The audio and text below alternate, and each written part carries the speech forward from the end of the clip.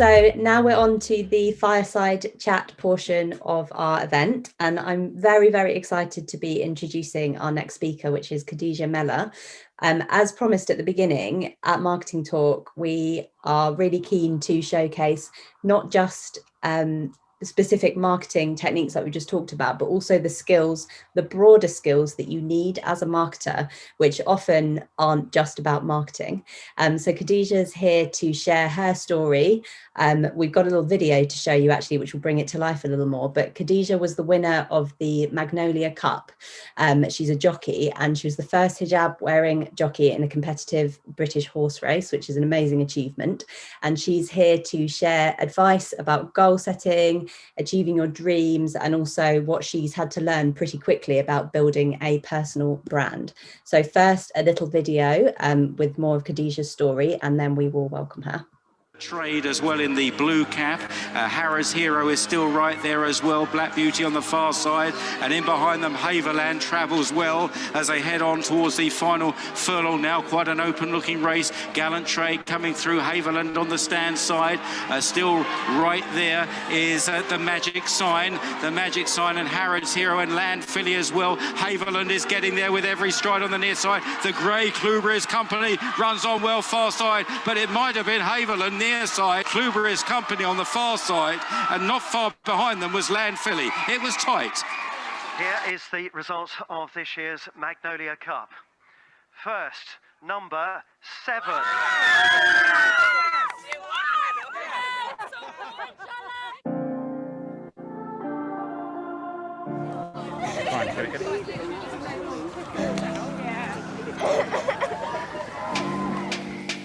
I mean, if you look around now and you hear the cheer that she got and you see how much interest is on her, even before the race, whatever happened, whether she won, lost, whatever, and there's not really losers in the Magnolia Cup, but whatever happened today, she had won already by walking out and standing alongside some inspirational women in her own right. She's become an inspirational woman, and for her to win is, I mean, me and Chubb's still going to cry now.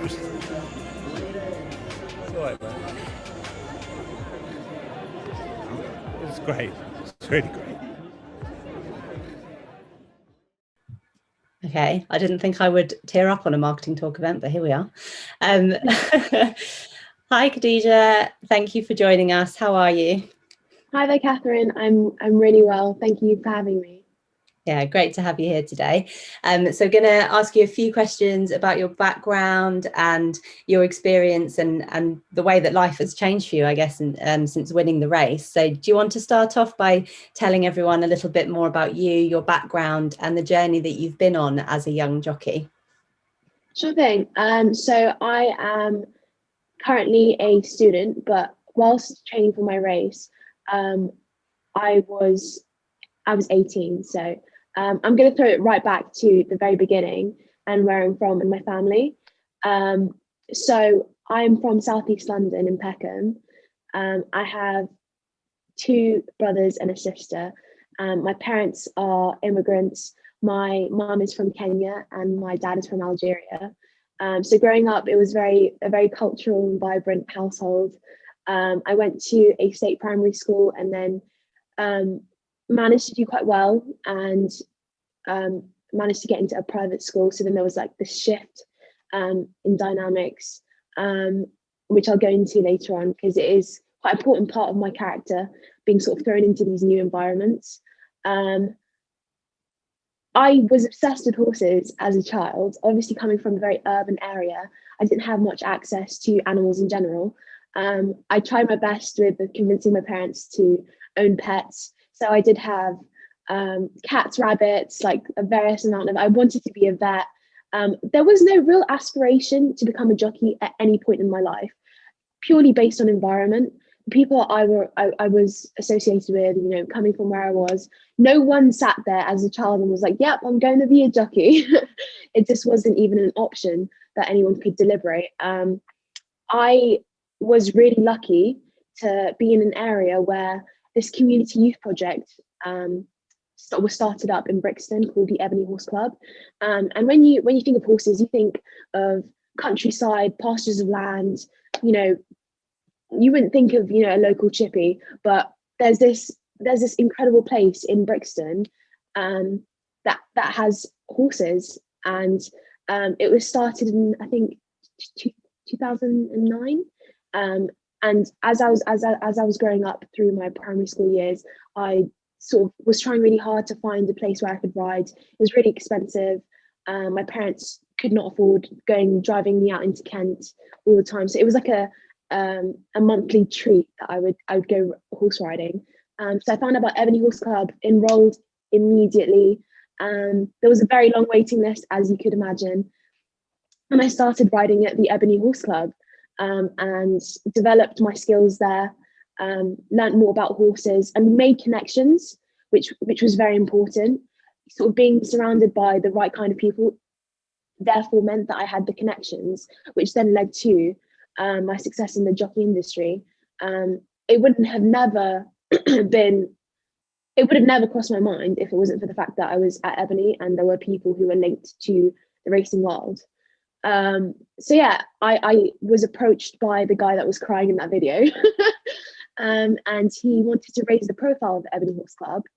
And as a result, he tried to get one of the members of Ebony to participate in a race. And I fit the quota because I was 18 and I was a girl, and that was all that they needed. There were only one or two other girls of 18 years old or older, and they were slightly more reluctant to participate. So it was simply a case of I was more up for it than everyone else, and they decided, okay, let's give it a go. So yeah, and that's when my training started and this journey started. Amazing. Thank you so much for that background.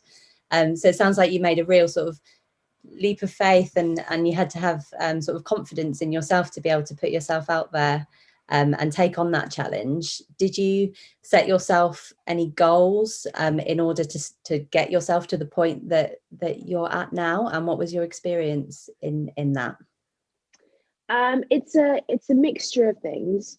So my background, being my parents, sort of, they were very adamant on taking opportunities. They've come from a place where they had to take so many leaps of faith to travel and start a new life. So they always encouraged me to take leaps of faith and make sure that you grasp every opportunity. To me, being in Ebony meant that I was continuously exposed to so many curious individuals who wanted to get me involved in different things, and people. And I would sort of go out there and try and explore the fact that I've been lucky enough to be part of Ebony, and I try and make connections. And as a result, I'd been doing so many interesting different bits and bobs through Ebony. So I did a bit of polo, competing in dressage. So this idea of starting this race journey to me was just like a new episode in this Ebony Horse Club adventure. And also, just historically speaking, as I said, I went from a state school to a private school, and I looked slightly different to everyone else. And I just developed this characteristic of being able to thrive in different environments, which I think is a very, very important characteristic everyone should have, especially, if you're starting a business. Just being able to absorb knowledge and sort of make what you will with that knowledge and give it back, and try and adopt as many behavioral characteristics in the area you are in order to sort of not only fit in, but to bring what you have, but in a way that people will be comfortable. So yeah, being in a private school, I then started to build friendships and connections through sport, because that was something that I enjoyed and I knew that other people enjoyed. So during my secondary school years, I did every single sport under the sun. The only sport that I was reluctant to try was tennis, because I thought it was quite boring. But apart from that, I was in every team possible, which meant, I did rowing in my later years, which was a very interesting sport. Again, a different dynamic, had to sort of adapt to the environment, but also know that I'm still different and bring what I can. So when it comes to going into different environments, I say just, it will take time, and confidence is not something that some people immediately have, and it does take practice, you know, being in different, try and get yourself into environments and spaces where you're not necessarily comfortable with, and see how you do. Sometimes it won't go well, but the more you try, the more subconsciously you will build a thicker skin, and confidence will develop without you even realizing. Great. And do you have any specific tools and techniques that you've developed when it comes to growing your confidence, not just as a sportswoman, but also as a public figure? You know, I think when we chatted before, you talked about sort of learning to improvise and being quick on your feet, which is definitely essential. So can you tell us a little bit more about how you make that happen? 100%. So when I decided to go on this racing journey, initially I thought it was, again, another small fun adventure that would not have any gravity to it apart from me enjoying, you know, horses and racing, and giving back to Ebony, and hopefully raising their profile. It was only until I think a month before my race, when journalists were asking about me and my journey, that I was like, this is odd. I don't normally have to deal with journalists. But it was at that point that I realized that I needed to sort of prepare myself. And it was very quick, and a lot of improvisation did happen, because I wasn't actually sort of prepped, or, you know, I didn't have any sort of real learning involved in terms of how to deal with journalists, and there was no I wasn't given a set sort of like school, if you know what I mean. They didn't put me through any sort of learning. Yeah. They sort of just said, really sorry, didn't realize this would happen, make what you will, try and be as positive as possible, make sure not to be too controversial, because that may get you in a bit of trouble, but just be authentic. That was the main key theme. The people around me didn't realize, as I said, so it wasn't their fault. They didn't realize that it would create so much attention, mainly because we didn't realize that I was the first Muslim jockey. It was just, as I was training, they found out. So authenticity was the way I went about my personal brand, and how I went about my interviews, which meant that there was no inconsistency, because it was always true to who I was. And you know, as long as you're as human as possible, even Toby mentioned, you know, this human interaction basis, people will fall in love with that, because ultimately, you know, trying to build a fake persona, people tend to see through. And every time I go to events and I interact with people, the feedback I always get is, oh my God, you're so down to earth type thing. And I didn't even realize I was doing it in the process, mainly because that's how I always set out to be. But there were many cases where I'd get stuck, and I'd have to always try and speak to people above me. I had a manager who kept me grounded. So seeking support to people who have more experience is something that I did a lot, and it's something that everyone should do. Do not shy away from asking for help and talking to people who have that experience, and also making connections with people who are at a similar stage to you. So I ended up going to these events and finding other young sportswomen who are trying to make progress and are struggling, because it is still a struggle to try and build this personal brand, because it's all very new. And also, as Toby said, I'm currently wearing so many different hats, and trying to hone down what I want to be and who I want to present myself as, and what parts of my character I want to focus on is somewhat difficult, and I'm still working on it, and it's a journey. So for those who are struggling, just know that there will be bad days. And people say this all the time, but there truly will be bad days, but there will always be progress made as long as you persevere. So yeah, that's how. There have been many examples of instances where I've had to think on my feet. For example, I went to a racing day, and I was just with my family, enjoying the races, talking to people, and I was suddenly surprised with the news that a member of the royal family wanted to greet me. And I obviously, there is no way in my mind that I would have prepared to meet a member of the royal family.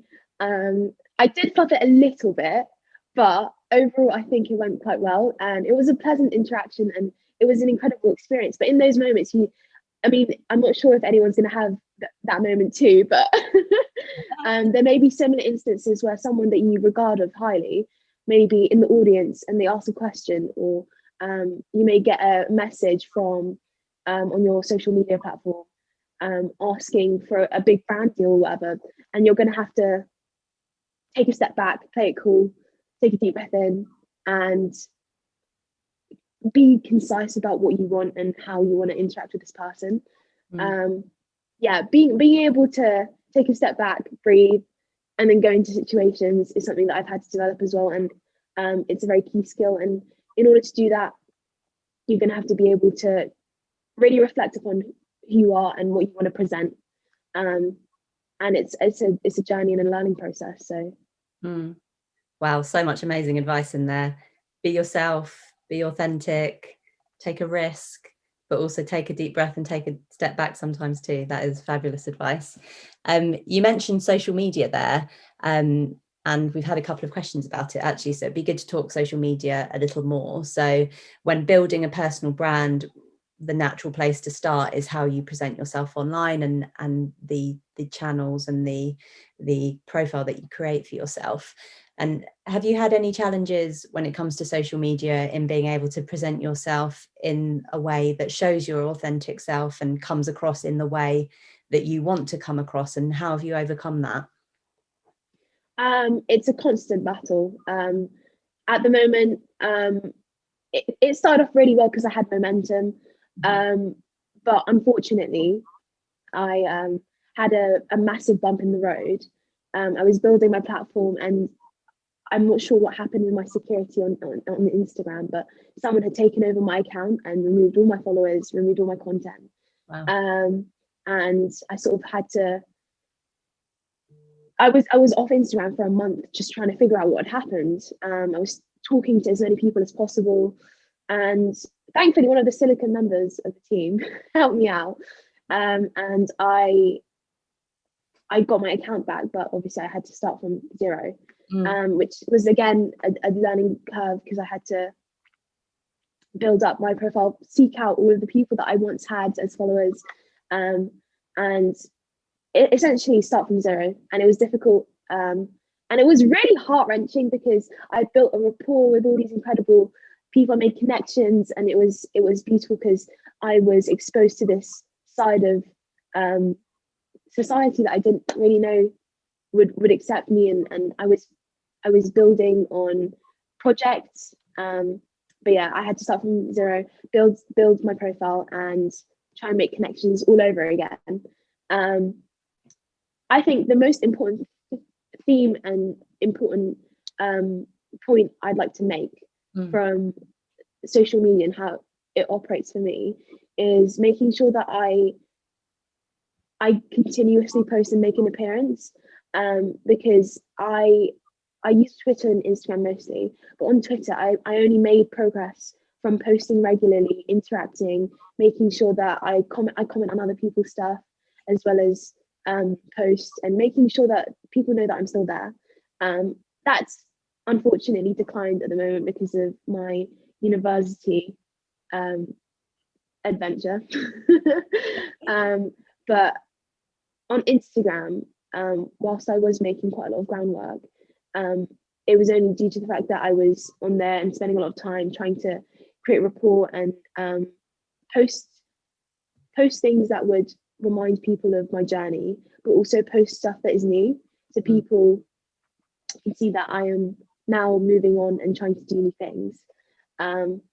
It's difficult trying to balance, for those of you who are businessmen and women, trying to balance, your life and your business, and then this whole social media platform, knowing when to for me at the moment is struggling to put specific times of the day to actually focus on my social media, because instead I just do it here and there, and it's quite inconsistent, and that's something that I need to work on personally.